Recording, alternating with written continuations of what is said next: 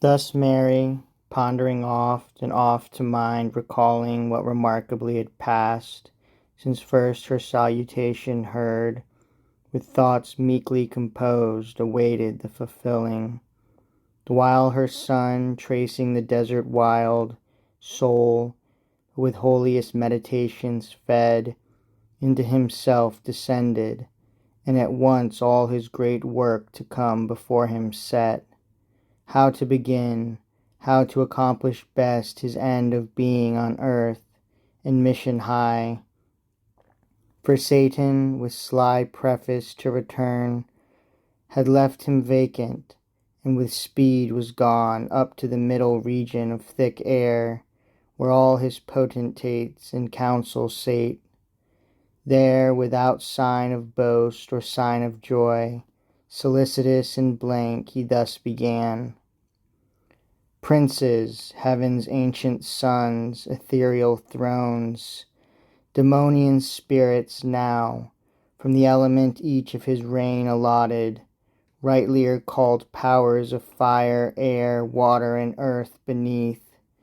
So may we hold our place in these mild seats without new trouble. Such an enemy is risen to invade us, who no less threatens than our expulsion down to hell. I, as I undertook, and with the vote consenting in full frequence, was empowered, have found him, viewed him, tasted him, but find far other labor to be undergone than when I dealt with Adam, first of men, though Adam by his wife's allurement fell, however to this man inferior far. If he be man by mother's side, at least with more than human gifts from heaven adorned, perfections absolute, graces divine, and amplitude of mind to greatest deeds. Therefore I am returned, lest confidence of my success with Eve in paradise deceive ye, to persuasion over sure of like succeeding here.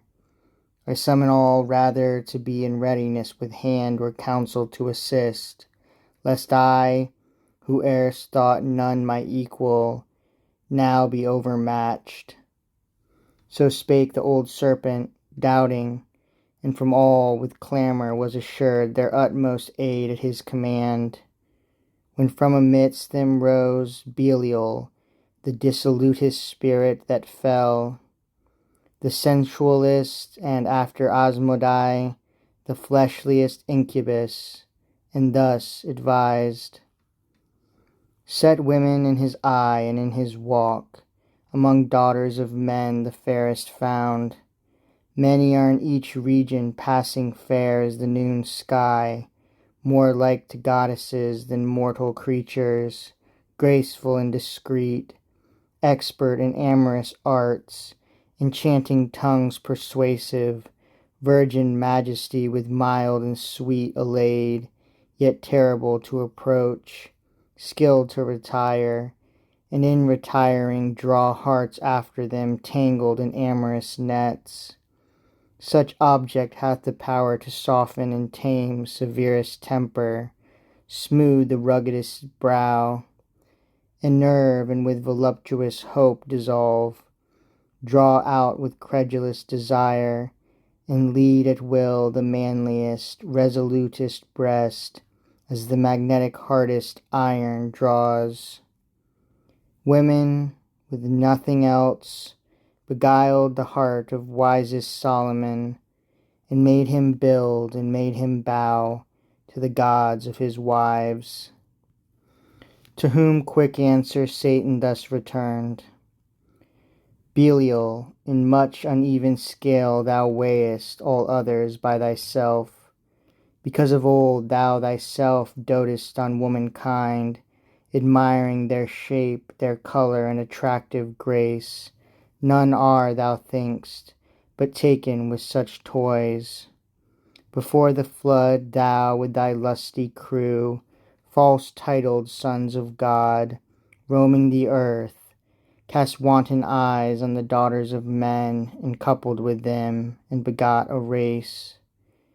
Have we not seen, or by relation heard, in courts and regal chambers, how thou lurk'st, in wood or grove, by mossy fountain side, in valley or green meadow, to waylay some beauty rare, Callisto, Clymene, Daphne or Semele, Antiopa or Amymone, Syrinx, many more too long?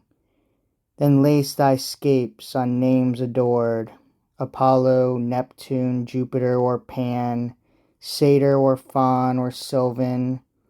But these haunts delight not all.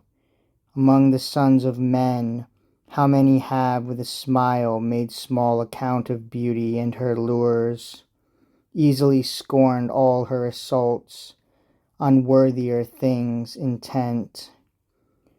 Remember that Peleian conqueror, a youth, how all the beauties of the East he slightly viewed, and slightly overpassed, how he, surnamed of Africa, dismissed, in his prime youth, the fair Iberian maid.